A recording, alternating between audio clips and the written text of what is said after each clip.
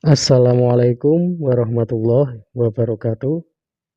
Selamat bergabung kembali bersama channel Creepy Keriting, channel yang berisi tentang cerita horor, mistis, dan seram. Dan kali ini saya akan membawakan sebuah kisah yang berjudul Tumbal. Dan cerita ini saya dapatkan dari Twitter dengan nama akun MWV Mistis. Bagi teman-teman yang ingin membacanya secara langsung, link saya sediakan di kolom deskripsi. Dan jangan lupa untuk follow juga akun Twitter sang penulis untuk sebuah apresiasi kepada penulis cerita ini. Bersama saya Bang Siwar, kita mulai ceritanya. Orang awam pun tahu untuk berpikiran seperti apa ketika melihat bentuk kalungnya yang bukan diperuntukkan untuk riasan itu. Siapa juga yang mau memakai kalung rias yang bahkan tidak ada sisi cantiknya sama sekali seperti ini? Lalu ia meminta aku untuk bercerita awal mulanya kenapa sampai aku bisa-bisanya curiga kepada keluarganya. Maka aku ceritakan semuanya, sedetail-detailnya sampai ketika ia tahu bahwa paman meruqyah aku. Seketika itu ia mulai marah besar.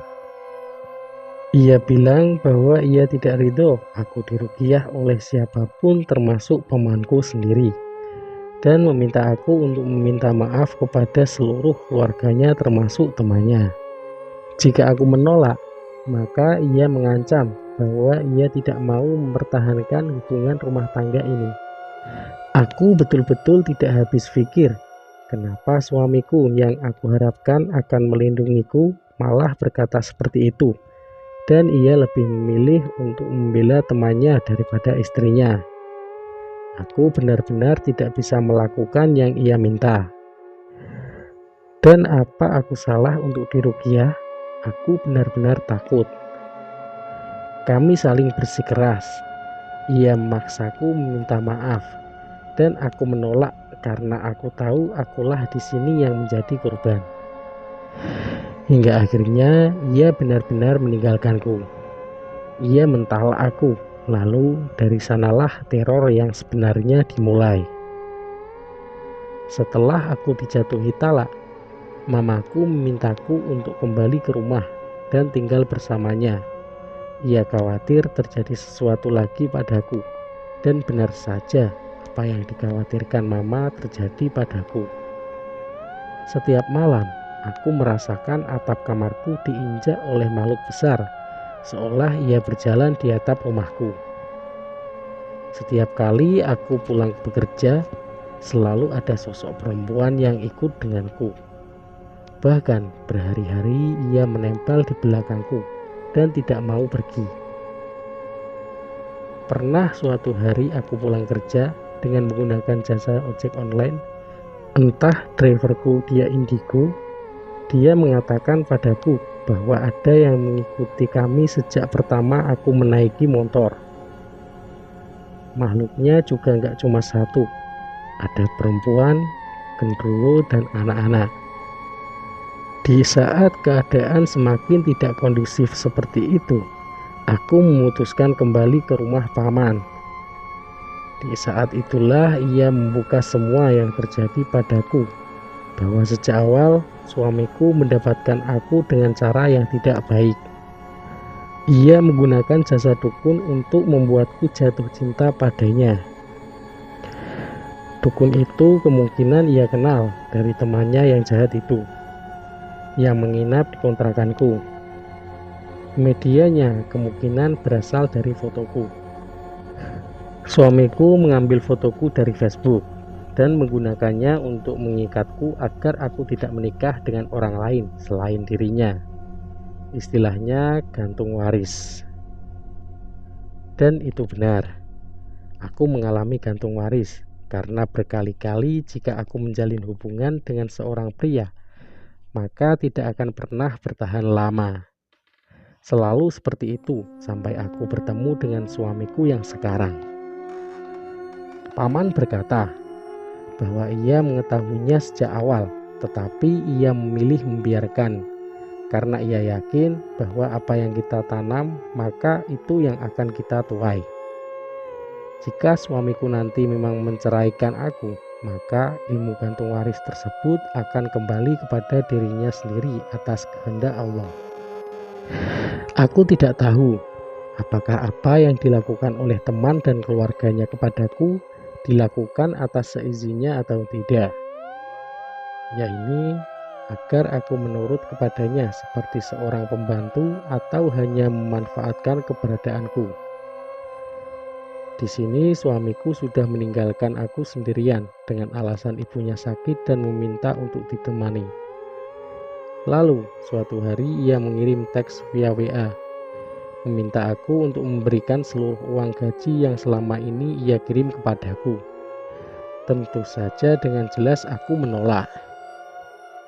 Walaupun sebenarnya gaji yang selama ini ia berikan selalu aku tabung dan tidak pernah aku pakai tanpa seizinnya.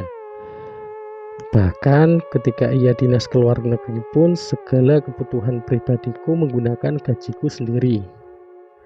Tapi aku merasa ia sudah sangat keterlaluan, sehingga aku mengelak dan mengatakan jika uang yang ia berikan habis untuk aku gunakan berobat selama aku sakit. Ia kemudian marah dan mentalak aku melalui WA. Maka benarlah bahwa jangan kita menilai orang dari salat dan puasanya saja, tapi nilai orang dari tanggung jawabnya. Suamiku bisa dibilang orang yang selalu taat salatnya dan selalu rajin ke masjid, tapi ternyata ia bisa berlaku sedemikian kepadaku. Ketika aku meminta ia untuk mengembalikanku dengan baik-baik kepada orang tuaku, ia bahkan tidak mau dan langsung pergi begitu saja setelah sebelumnya memblokir nomorku. Cobaan pun datang kembali ketika aku sadar bahwa aku sudah tidak menstruasi 1 bulan ini. Dan ketika aku diperiksakan ke dokter, aku dinyatakan positif hamil. Di saat itu aku benar-benar kalut. Aku juga sempat bertengkar dengan mama. Dia sempat menyalahkan aku karena salah memilih pasangan hidup, yang sebetulnya sejak awal mamaku kurang suka dengan suamiku. Aku sempat pergi dari rumah karena depresi. Aku duduk diam di dalam stasiun karena pikiranku galau. Aku hamil dan suamiku meninggalkanku. Ditambah mama kandungku sendiri yang marah padaku. Aku sempat memberitahu salah satu kakak laki-laki suamiku atas kondisiku yang sedang hamil. Tapi balasannya justru mereka tidak percaya padaku. Aku pergi ke stasiun kereta dan duduk diam di sana hingga jam 11 malam tanpa tahu apa yang aku lakukan. Sempat aku berpikir hal negatif. Aku merasa benar-benar sendirian dan semua orang menjauhiku dan terpikirkan bahwa mungkin lebih baik aku mati. Aku ingin meloncat saja ketika kereta datang. Mungkin saja rasanya tidak akan sakit dan aku bisa tenang setelahnya. Tapi kemudian aku tersadar bahwa mati bukanlah jalan keluarnya. Bagaimana dengan anak ini, yang bahkan dia baru hidup 1 bulan di dalam rahimku? Ketika itu, temanku menelpon dan menanyakan keberadaanku. Rupanya pamanku yang memang mengenal salah satu teman dekatku menghubunginya untuk meminta bantuan mencari aku yang tak kunjung pulang. Saat itu aku putuskan untuk menerima takdirku yang seperti ini dan kembali ke rumah. Tak lama surat pengadilan agama datang dengan keterangan suamiku meminta cerai dengan alasan-alasan yang sama sekali tidak pernah aku lakukan. Aku pun datang ke pengadilan, tapi sejak awal pengadilan hingga akhir ia tidak pernah datang sama sekali. Maka sidang pun dibatalkan. Rupanya suamiku ingin menggantung status perkawinan ini. Sementara aku pun berfokus terlebih dulu kepada kehamilanku ini. Sangat sulit rasanya hamil sendirian dengan keadaan tanpa suami. Ditambah dengan teror yang tak kunjung usai seperti ini. Kontrol kandungan pun aku lakukan rutin setiap bulan sendirian, tanpa ada yang mendampingiku. Sakit, mual, susah, semua kulalui sendiri. Aku harus kuat karena ini demi anakku. Ketika hamil pun, keluarga mereka masih tidak berhenti menggangguku. Suatu ketika, saat kehamilanku di usia 8 bulan, aku terbangun jam 12 malam pas. Lalu aku melihat ke arah pintu kamarku yang memang tidak pernah aku tutup berhadapan dengan ruang tamu yang lampunya dalam keadaan mati. Di sana aku melihat satu sosok besar hitam dengan mata merah menyala dan taring yang panjang di kedua mulutnya berdiri di ruang tamu. Ia semakin lama semakin mendekat ke arahku. Aku bacakan ayat kursi Al-Fatihah dan Muawwizatain. Aku mencoba berkomunikasi padanya dalam hati sambil bertatapan mata dengannya. Aku minta ia pergi dan ia hanya menggeram. Lalu ku minta ia pergi untuk kedua kalinya dan geramannya makin kencang hingga aku pun merasa takut karena aku sedang mengandung. Aku bacakan ayat kursi, mencoba membaca dengan tenang dan ku minta kembali agar ia pergi. Awalnya ia tidak mau pergi karena jika ia kembali, ia akan dihukum oleh dukun yang mengirimnya. Lalu aku minta ia pergi ke tempat lain dan ia pun pergi, tapi aku tidak tahu kemana ia perginya. Masa-masa kehamilanku sudah memasuki masa 9 bulan. Perutku terasa kian berat dan segala yang kulakukan sudah susah. Sesekali aku menangis karena harus menanggung ini sendirian. Anakku tidak mendapatkan kasih sayang ayahnya ketika ia dalam perut ibunya. Singkat cerita, anakku pun lahir. Setelah kondisiku stabil, aku putuskan untuk menggugat cerai suamiku karena sudah 1 tahun ia tidak memberikan nafkah kepadaku. Demi kebaikan anak ini, mungkin kelak aku nyatakan bahwa ayahnya sudah meninggal ketika ia bertanya di mana ayahnya. Aku tidak akan mempertemukan mereka berdua, walaupun ia adalah ayah kandung anakku. Biarlah jika aku berdosa, walaupun aku tahu suamiku mencari-cari keberadaanku dan anakku pasca mengetahui anaknya telah lahir. Dia coba menghubungi nomor bibiku dan meminta aku untuk tidak menghalang-halanginya untuk bertemu dengan anaknya. Tapi semua terlambat. Aku tidak akan kembali padanya. Aku tidak mau hidup dengan rasa terancam. Bisa saja keluarganya nanti juga akan mencelakai anakku sebagaimana yang kualami. Hal yang menjadi kekhawatiranku terbukti ketika anakku berusia 1 bulan. Kebetulan paman datang ke rumah orang tuaku dan melihat anakku yang menangis terus-terusan. Ketika itu ia menggerut pelan anakku dengan membacakan doa ruqyah, salah satunya adalah ayat di surah Alaihi Salam Syafaat. Seketika itu juga tiba-tiba muncul rambut-rambut hitam dari kulit anakku. Selain itu, ada juga pasir hitam dan duri-duri halus bambu yang biasa kita temukan di pohon bambu, yang kalau kita pegang rasanya gatal. Itu semua muncul dari tubuh bayi kecilku. Hatiku sangat sedih. Seseorang anak 1 bulan yang tidak mengerti apa-apa dan masih suci ini kenapa jadi sasaran mereka? Tidak cukupkah mereka menghancurkan hidupku dan kini merembet ke anakku satu-satunya? Paman mencoba membesarkan hatiku. Ia bilang anak kecil tidak akan bisa dijadikan korban tumbal karena ia memiliki 4 malaikat pelindung. Namun tetap saja aku menangis.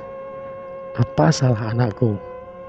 Ia bahkan tidak tahu apa-apa mengenai apa yang terjadi dan kenapa suamiku setega itu. Walaupun mungkin yang ia lakukan itu hanya agar anakku rewel dan sehingga aku mengemis padanya untuk kembali padaku. Tapi ini sangat keterlaluan hingga mengorbankan anaknya sendiri. Mungkin perceraian memang jalan satu-satunya agar kami lepas dari belenggu yang mereka buat. Selama kehamilan hingga kini, aku masih melihat berbagai macam makhluk, dari perempuan sampai jin yang mereka kirimkan ke rumahku.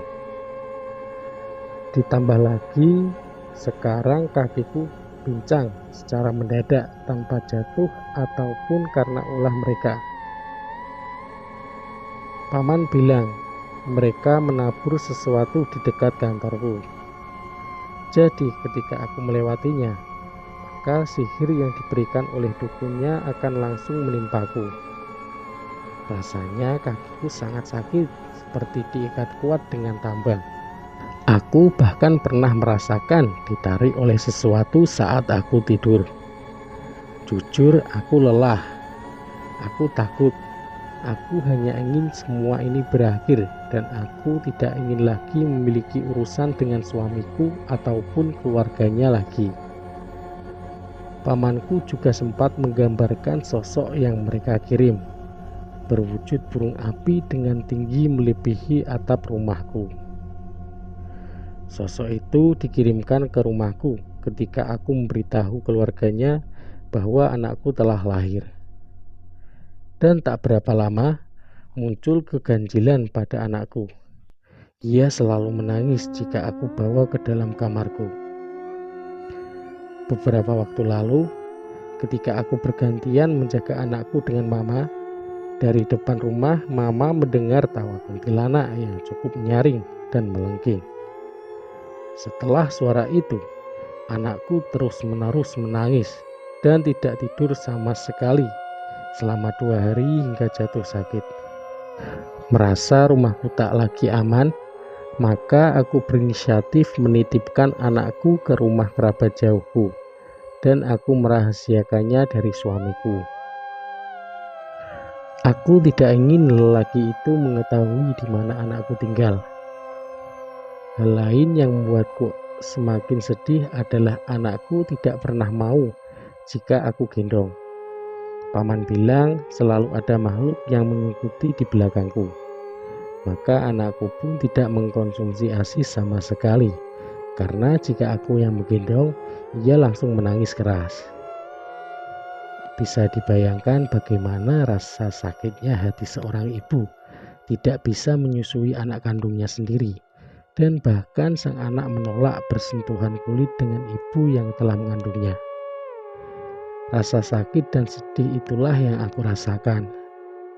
Mungkin ada yang bertanya, kenapa keluarganya begitu amat berniat mencelakaiku? Kemungkinan besar adalah karena harta. Suamiku adalah anak bungsu, namun juga menjadi tulang punggung keluarganya. Kakak-kakaknya belum ada yang menikah, namun keluarganya sering hidup dengan mewah. Kehadiranku sebagai ancaman bagi keluarganya bahwa aku akan mengambil sumber kemewahan itu. Mereka mengincarku, mengincar anakku. Segala hal yang intinya membuatku pisah atau meninggal. Sehingga harta suamiku bisa mereka nikmati tanpa campur tangan orang luar, yaitu aku. Dan beginilah keadaanku sekarang, mengasuh seorang buah hati yang bahkan tidak diakui oleh ayah kandungnya sendiri. Namun biarlah aku bertahan. Aku yakin akan ada saatnya pertolongan Allah itu datang. Yang kubutuhkan adalah bersabar dan menjalani apa yang ada. Dan cerita pun selesai.